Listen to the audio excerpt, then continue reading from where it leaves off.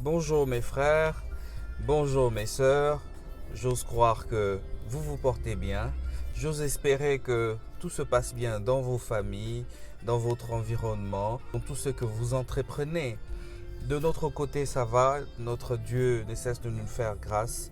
Nous venons auprès de vous comme à l'accoutumée afin de partager une petite parole qui pourra nous faire du bien, qui pourra nous édifier toujours sur le plan de la société, mais aussi et surtout sur le plan spirituel. Alors aujourd'hui, nous allons parler de comme une biche. Comme une biche. C'est pas la biche de l'appellation entre l'époux et l'épouse. Salut ma biche. Non, c'est pas de ça. Nous parlons de la biche du mammifère ruminant.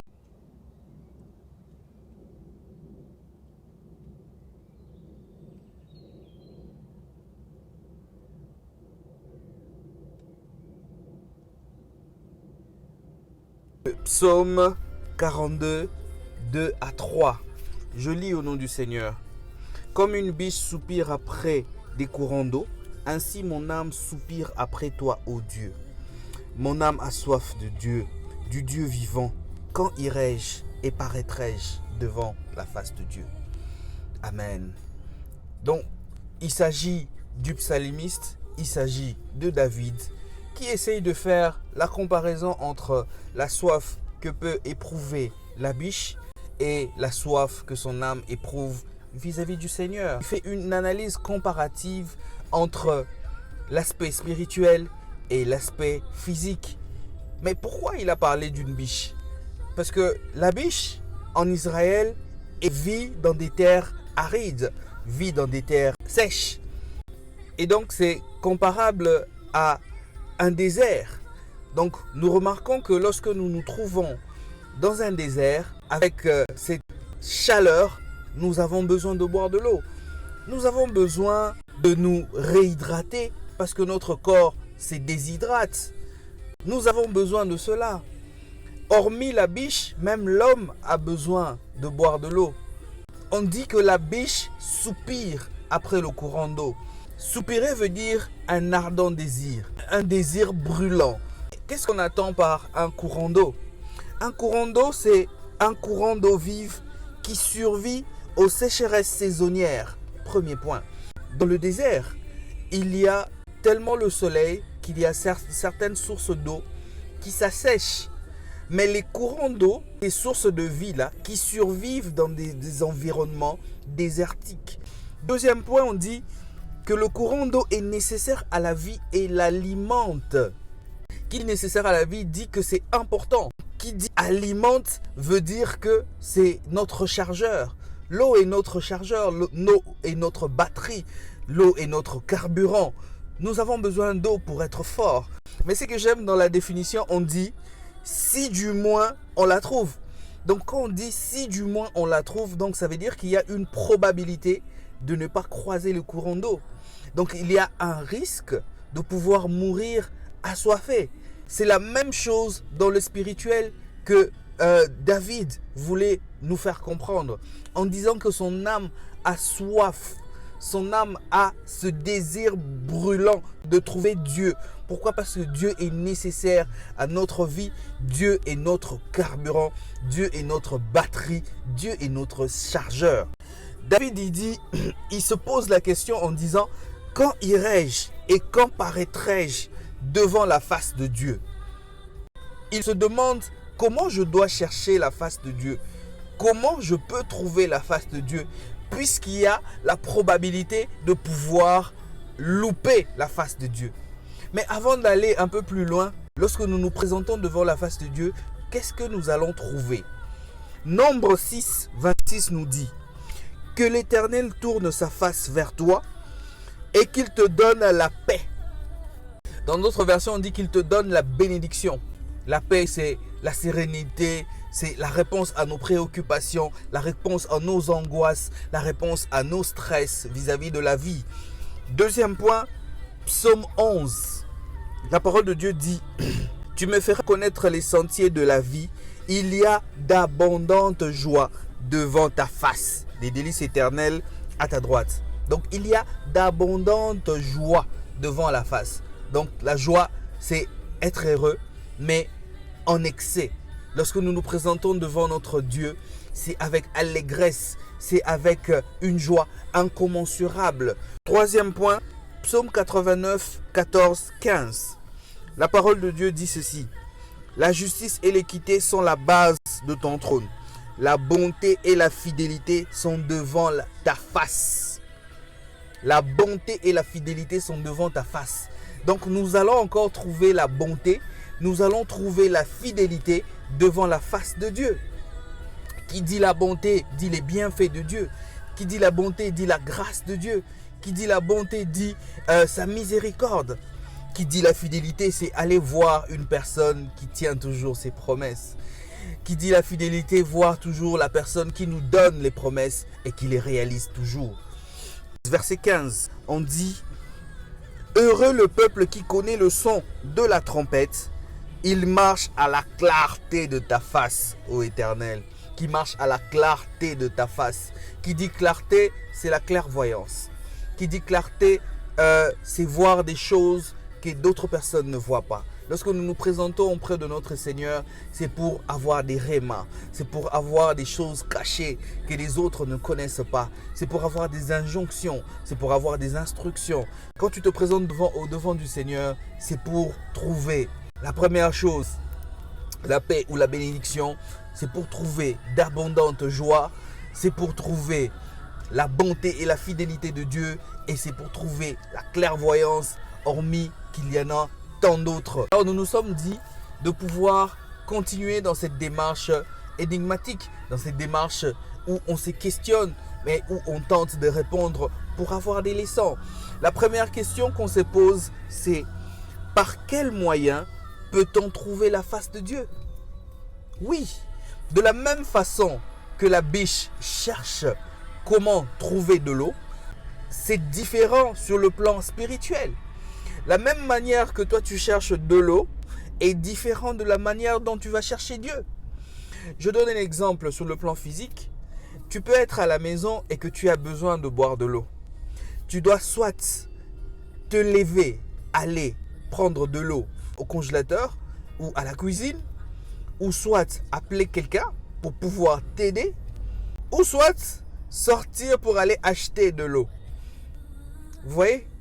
Mais dans tous les cas, tu ne peux pas claquer du doigt et de l'eau apparaître comme si c'était de la magie. Non, il y a cet effort que tu devras fournir pour aller t'enquérir de l'eau.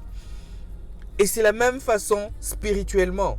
Mais maintenant, quel est le moyen qui t'introduit pour aller vers le courant d'eau qui est la face de Dieu? Il s'agit bel et bien de la prière. Mais qu'est-ce que nous entendons par la prière? La prière est une demande à titre de grâce, avec sorte d'humilité et de déférence. À titre de grâce, quand on parle de la grâce, c'est quelque chose ou une faveur imméritée. La grâce, c'est quelque chose qu'on ne mérite pas. Donc, lorsque nous nous présentons auprès du Seigneur, il faudrait que nous nous mettons dans notre mindset que nous ne sommes pas dignes de recevoir la chose en question que Dieu va nous donner. Le deuxième point parle de l'humilité. Donc quand on part prier, c'est avec humilité. C'est en reconnaissant ses faiblesses. C'est en reconnaissant que nous ne sommes pas dignes de se présenter auprès du Seigneur. Et on parle de la déférence. La déférence veut dire quoi? C'est se conformer au désir, à la volonté, au sentiment de quelqu'un. Donc qui dit la volonté dit connaître la parole de Dieu. Qui dit la volonté veut dire passer du temps à méditer la parole de Dieu. Qui dit la volonté, c'est connaître les injonctions de Dieu. Donc quand tu pars prier, il faudrait que ces trois principes doivent être respectés. Nous pouvons lire Jérémie 29, 13. La parole de Dieu nous dit « Vous me chercherez et vous me trouverez si vous me cherchez de tout votre cœur. » Donc, il y a vous me chercherez et vous me trouverez. Mais si et seulement si, la condition, la déférence, de tout votre cœur. Qui dit de tout votre cœur, c'est aller honnêtement vers Dieu.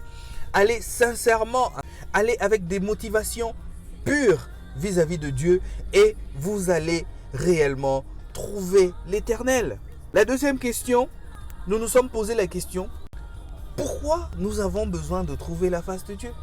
Les êtres humains prennent de l'eau, c'est nécessaire à la vie, c'est pour alimenter la vie, mais spirituellement, lorsque nous trouvons l'Éternel, c'est pour premièrement avoir une réciprocité, ou en d'autres termes, avoir de l'interaction. Il n'y a pas de stimulus sans réaction. Si tu ne bouges pas, rien de tout va se passer. Si tu restes calme, tu restes tranquille dans ton coin, rien du tout ne va se passer. Tu dois fournir des efforts, tu dois faire quelque chose, tu dois chercher l'Éternel pour trouver sa face. Jacques 4,8 nous dit, approchez-vous de Dieu et il s'approchera de vous. Nettoyez vos mains pécheurs, purifiez vos mains hommes irrésolus. Donc, approchez-vous de Dieu et il s'approchera de vous. Si tu restes sur place, Dieu non plus ne va pas venir. Donc, tu dois fournir d'abord ta part, qui est de s'approcher de Dieu via la prière. Et lui, il s'approchera de toi. Mais voilà qui donne la différence. Il donne une autre condition. Nettoyez vos mains, pécheurs, purifiez vos cœurs, hommes irrésolus. Donc, on ne peut pas se présenter devant l'Éternel des armées en étant souillé. On ne peut pas se présenter devant l'Éternel, le Dieu de Dieu, en ayant une vie qui ne l'honore pas. Il faudrait que nous puissions en amont nous repentir, demander pardon au Seigneur et demeurer dans sa présence. Le deuxième point, il s'agit de la connaissance. Job 42, 4 à 5 nous dit, « Écoute-moi et je parlerai, je t'interrogerai et tu m'instruiras. Mon oreille avait entendu parler de toi, maintenant mon œil t'a vu. » Au début, ça commence par « écoute-moi ». Donc nous comprenons que Job est en train de prier à Dieu. Il lui dit « je t'interrogerai et tu m'instruiras ». Donc le fait de demeurer dans la présence de Dieu, de demeurer dans la face de Dieu, nous apprenons des choses. Nous acquérons de la connaissance pour notre marche spirituelle. Nous acquérons des connaissances pour l'environnement. Mais parce que nous passons du temps dans la face de Dieu, nous avons ces informations. Et il dit dans 5, « Mon oreille avait entendu parler de toi, maintenant mon œil t'a vu. » Donc, il ne parle pas de la vue, de l'œil vu de l'être humain. Il parle de la vue, de la clarté de l'esprit, de la clairvoyance. Donc, quand il a vu l'Éternel, vu des choses que personne d'autre n'a vues, il a eu des révélations, il a eu des rémas pour sa vie. Troisième point, il s'agit de la communion ou de l'intimité, la relation que nous entretenons avec notre Dieu. Oui, dans Psaume 105, 4, la parole de Dieu nous dit « Ayez recours à l'Éternel et à son appui, cherchez continuellement sa face. » Qui dit chercher continuellement, ça veut dire que nous devons avoir une relation permanente avec l'Éternel. Nous devons passer du temps dans la prière avec Dieu. Nous devons apprendre à chercher l'Éternel profondément. En d'autres termes, nous devons apprendre à recharger nos batteries. Nous devons apprendre à mettre du carburant pour que nous soyons forts spirituellement. Et cela, évidemment, a de l'impact sur notre vie physique. 1 Thessaloniciens 5, 17 dit « Priez sans cesse ». Oui, quand tu conduis, prie. Quand tu dors, prie. Quand tu manges, prie. Quand tu as X ou Y projet à faire, prie. Avant de pouvoir faire quelque chose, prie. Notre vie doit être une vie de prière. Même quand tu restes calme, ton intérieur, ton âme est en train de prier. Nous devons développer ces genres de comportements. Et c'est dans ça que nous entretenons l'intimité, que nous entretenons la communion avec notre Dieu. Troisième question, comment faire pour trouver la face de Dieu? Nous trouvons la face de Dieu de deux manières. D'abord, en trouvant un lieu secret ou en trouvant des moments de prière clés, mais de manière individuelle et puis en communauté. De manière individuelle, Matthieu 6,6 nous dit ceci. Mais quand tu pries, entre dans ta chambre, ferme ta porte et prie ton Père qui est dans le lieu secret, et ton Père qui te voit dans le lieu secret te le rendra.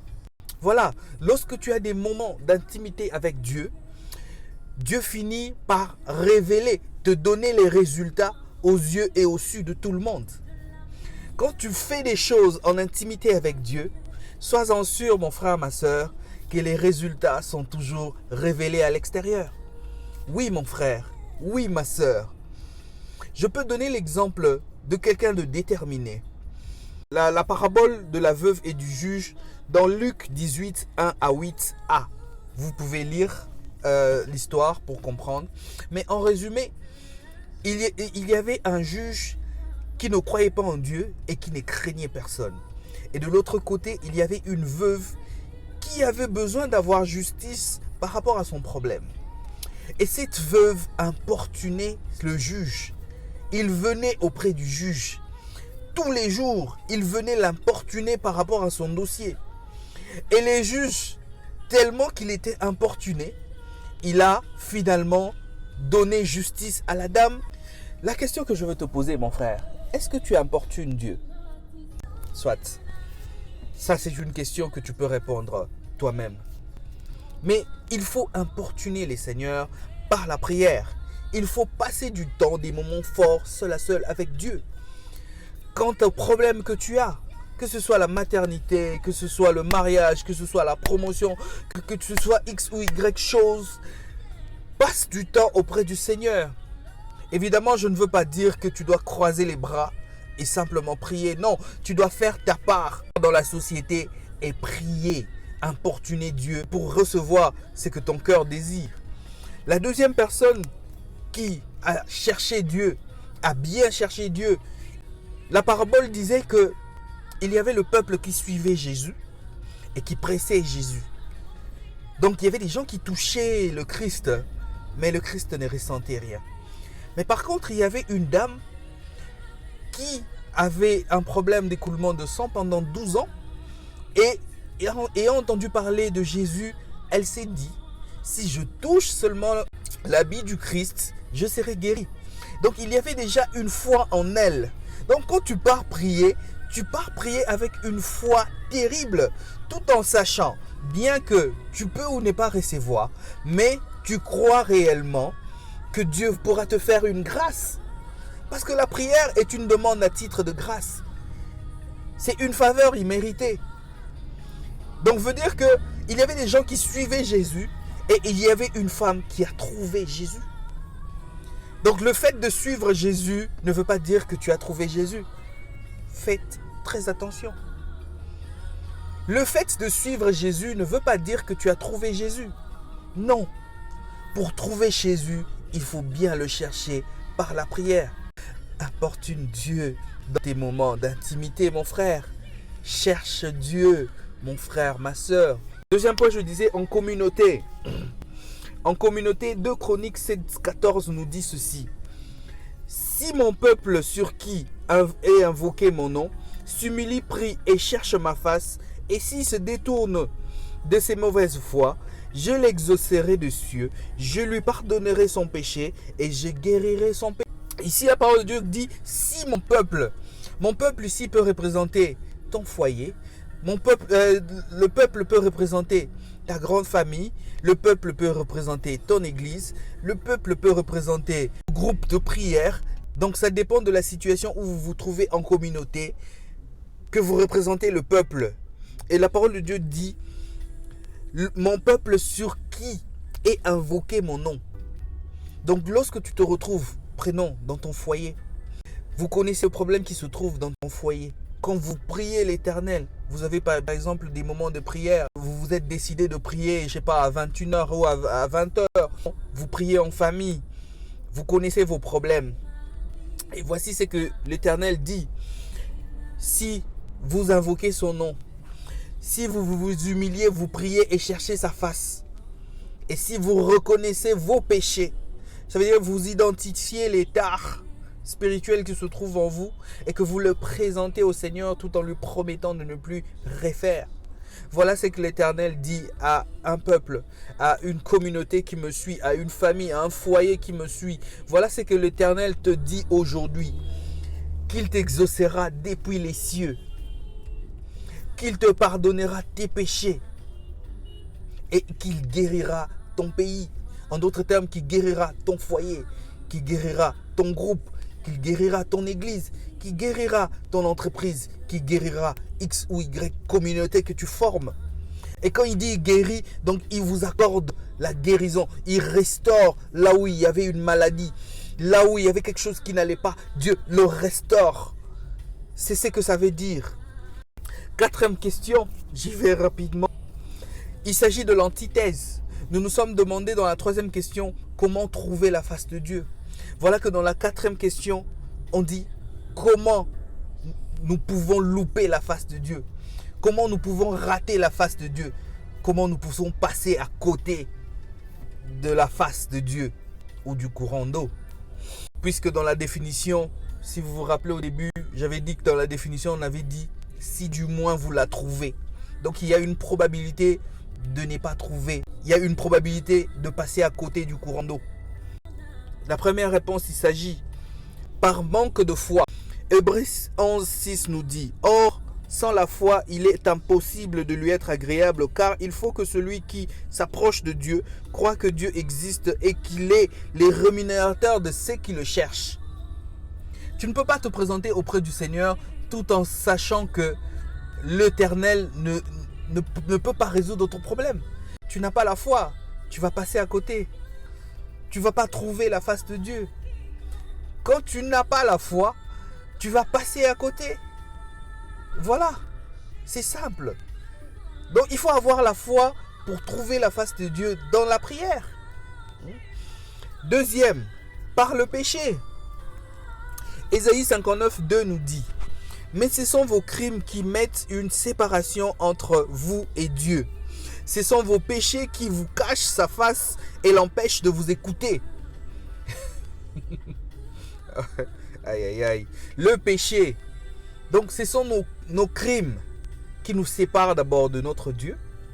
Et puis ce sont nos péchés qui nous éloignent de Dieu et qui l'empêchent d'écouter nos prières. Tant que nous sommes souillés, tant que nous avons des péchés, nous sommes loin de Dieu. Quand nous avons le péché en nous, même si nous prions, il ne va pas nous écouter. Donc il faudrait bannir le péché. Il faudrait avoir une vie de sanctification, une vie de purification, une vie de repentance pour accéder à la face de Dieu. Sinon tu risques d'être une persona non grata. Troisième point, il s'agit de ta motivation. Matthieu 6:5. Lorsque vous priez, ne soyez pas comme les hypocrites qui aiment à prier debout dans la synagogue et au coin des rues pour être vus des hommes. Je vous le dis en vérité, ils reçoivent leur récompense. Ici, on n'interdit pas de prier à haute voix. On n'interdit pas de montrer à tout le monde que nous prions, nous crions notre Dieu et tout. Non. Ici, il s'agit de la motivation. Donc, lorsque tu cries ou lorsque tu pries à haute voix, tu attires l'attention lorsque tu pries. Est-ce que tu le fais parce que tu es sincère vis-à-vis de Dieu ou tu le fais pour prouver? Non, non. Lorsque tu pries, lorsque tu sens en toi et que tu es sincère vis-à-vis de Dieu, que tu dois t'exprimer, exprime-toi. Mais sois sincère, parce que la parole de Dieu dit qu'il sonde le cœur et les reins. Donc il sait savoir si ta motivation est pure, si ta motivation est sincère, si ta motivation est honnête. Donc il faut faire très attention. Sinon, vous passez à côté. Vous allez louper la face de l'Éternel. Vous allez passer du temps en physique pendant que votre spirituel n'est pas approvisionné. Faisons attention. Matthieu 6:7. En priant, ne multipliez pas des vaines paroles comme les païens qui s'imaginent qu'à force des paroles, ils seront exaucés. Ça ne sert à rien de multiplier des paroles. Tu risques de croire que le fait de multiplier des paroles garantit l'exaucement de ta prière. Non. Nous devons faire une différence entre une prière de quantité et une prière de qualité. Nous avons un Dieu excellent et alors nous devons faire des prières qualitatives. Mais qu'est-ce que nous attendons par la prière qualitative? Lorsque nous sommes en train de chercher Dieu, quand on dit de bien chercher Dieu, au fait, c'est de faire une prière de qualité. Mais qui dit la prière de qualité veut dire, premièrement, il faut apprendre à s'oublier soi-même et prier pour les autres. Des fois, quand les mots nous manquent, des fois quand les paroles nous manquent, prions pour les autres. Prions pour nos frères et sœurs. Peut-être ce frère ne t'a pas parlé de son problème, mais avec tes yeux, tu sais voir que mon frère ici, ma sœur ici, a tel problème. Alors je veux prier à Dieu pour que ce problème puisse être résolu. Tu prends ce fardeau et tu pries pour lui. Deuxième point, il s'agit de faire des prières en silence. Oui mon frère, oui ma sœur. Des fois lorsque les mots te manquent, reste calme. Il s'agit d'une relation entre le Créateur et la créature. Donc lorsque tu parles à une personne, il ne faudrait pas que tu puisses monopoliser la parole et ensuite tu te dis voilà, on a bien parlé, on a bien discuté. Non, l'autre n'a pas parlé. Donc il faut avoir le temps d'écouter ce que Dieu te dit, d'écouter les injonctions de Dieu. Pour cela, tu dois apprendre à avoir des instants de prière silencieuses lorsque tu cherches la face de Dieu. Troisième point, il s'agit de faire des prières avec des louanges et d'adoration. Les mots te manquent. Loue l'Éternel, adore l'Éternel, exalte l'Éternel, glorifie l'Éternel. Ça fait partie des prières de qualité. La dernière prière de qualité, c'est prier en langue. Lorsque nous prions en langue, nous nous édifions nous-mêmes. Lorsque les mots nous manquent, prie en langue. Et l'Éternel ne manquera pas de te faire du bien. Donc mon frère, ma sœur, aujourd'hui l'Éternel veut que tu puisses faire des prières de qualité pour bien trouver la face de Dieu. Fais des prières de qualité. Alors, j'ai été lent aujourd'hui. Je pense que ça a son utilité de pouvoir marteler sur la prière. Je crois que cela va nous aider dans notre marche spirituelle, dans notre marche en société. Alors, que mon Dieu te bénisse agréablement, qu'il te fasse énormément du bien. Et je te dis certainement, si et seulement si Dieu le veut, à la prochaine. Au revoir.